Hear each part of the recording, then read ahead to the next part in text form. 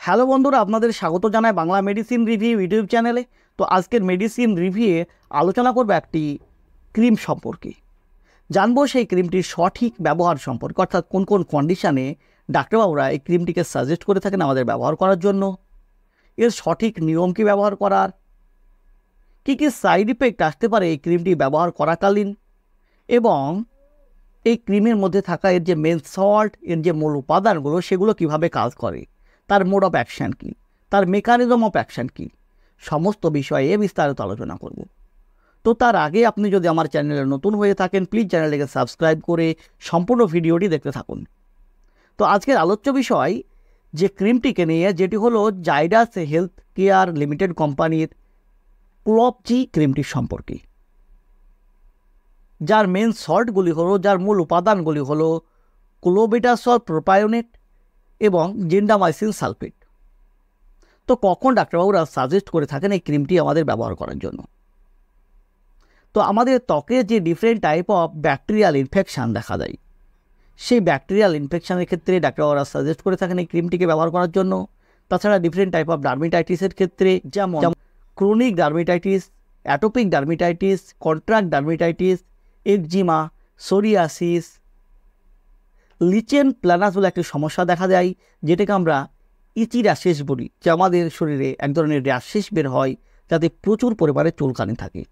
এছাড়াও আমাদের ত্বকের উপরে রেডনেস, ইচিং, বার্নিং সেন্সেশন, ইরিটেশন, সোয়েলিং, এইসব সমস্যাগুলোকে কমাতে ডাক্তারবাবুরা এই ক্রিমটিকে সাজেস্ট করে থাকেন ব্যবহার করার জন্য। তো কিভাবে কাজ করে এই ক্রিমটি, এর মোড অফ অ্যাকশান কী?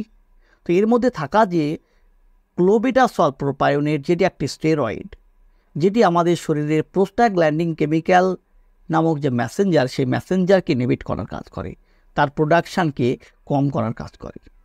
ফলে আমাদের শরীরে রেডনেস, ইচিং, সোয়েলিং, ইরিটেশন, বার্নিং সেন্সেশন, এইসব সমস্যাগুলোকে কম করায়। এছাড়াও এতে থাকা যে জেন্টামাইসিন সালফেট, যেটি একটি অ্যান্টিবায়োটিক, এটি জীবাণুদের ধ্বংস করার কাজ করে। কিভাবে কাজ করে? সেই জীবাণু বেঁচে থাকার জন্য যে প্রোটিনের প্রয়োজন, সেই প্রোটিন ইনটেকে বাধা দান করে এই অ্যান্টিবায়োটিক। ফলে সে ব্যাকটেরিয়া ঠিকঠাক আর সার্ভাইভ না করতে পেরে একটা সময় মারা যায়। এইভাবেই এই উপকরণ দুটো, এই উপাদান দুটো মিলিত হয়ে আমাদের ত্বকের বিভিন্ন যে সমস্যা, বিভিন্ন যে ইনফেকশান, সেই ইনফেকশানকে কম করার কাজ করে। তো কী কী সাইড ইফেক্ট আসতে পারে এই ক্রিমটি ব্যবহার করাকালীন? এই ক্রিমটি ব্যবহার করাকালীন যে মোস্ট কমন সাইড ইফেক্টগুলো দেখা যায়, যেমন স্কিন পিলিং, আমাদের চামড়া ওঠার মতো একটা সমস্যা আসতে পারে, রেডনেস, লালাবো ভাব আসতে পারে ত্বকে। তাছাড়া যদি এই উপাদানগুলোর মধ্যে কোনোটি অ্যালার্জি থাকে, সেক্ষেত্রে অ্যালার্জিক রিয়াকশান দেখা দিতে পারে। Itching, redness, swelling, burning sensation, irritation, এসব সমস্যাগুলো ফিরে আসতে পারে। এছাড়াও আমাদের ত্বকে শুষ্ক ভাব আসতে পারে, ড্রাইনেস আসতে পারে।